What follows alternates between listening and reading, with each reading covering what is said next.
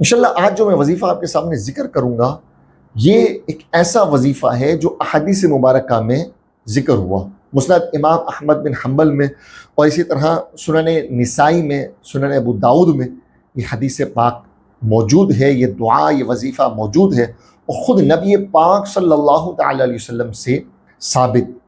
اس دعا، اس وظیفے کے بے حد فائدے اور برکتیں ہیں۔ میں پہلے فائدے کو ذکر کرتا ہوں، پھر اس کے بعد انشاءاللہ عز و جل ہم اس دعا کو، اس وظیفے کو ذکر کریں گے، پھر اس کے پڑھنے کا طریقہ ذکر کریں گے۔ تو پوری ویڈیو مکمل طور پہ سماعت کریں، انشاءاللہ اس کی بے حد برکتیں آپ کو حاصل ہوں گی۔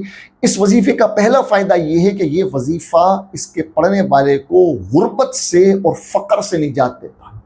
غربت اور فقر یعنی محتاجی سے، یہ ایک ایسی چیز ہے، فقر، فاقہ، تنگ دستی، یہ ایک ایسی چیز ہے کہ جو انسان کو ہر گناہ کرنے پر مجبور کر دیتی ہے، یہاں تک کہ کفر میں ڈال دیتی ہے۔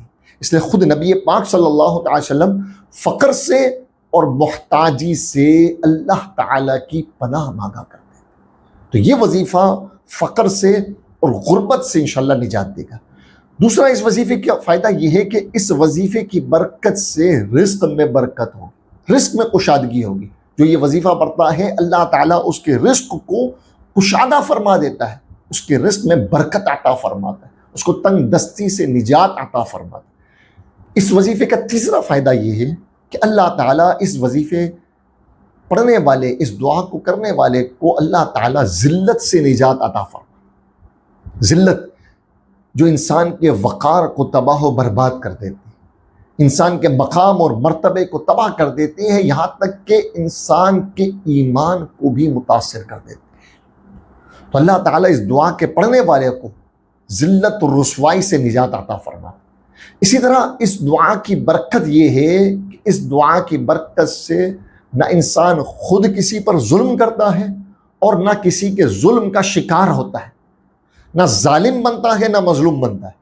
اس دعا کا ایک اور فائدہ یہ ہے کہ انسان کے اپنے نفس کی اصلاح ہوتی ہے۔ دعا سماعت کر لیں، اللہم انی اعوذ بک من الفقر والقلۃ والذلۃ واعوذ بک ان اظلم او اظلم۔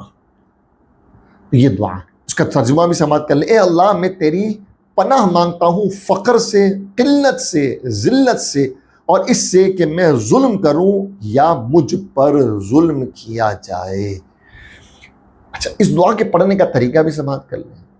ہو سکے تو بہترین یہی ہے کہ ہر نماز کے بعد کم سے کم ایک مرتبہ یہ دعا پڑھ لیں، یا پھر فجر اور عشاء کی نماز کے بعد 3 یا 7 مرتبہ یہ دعا پڑھ لیں۔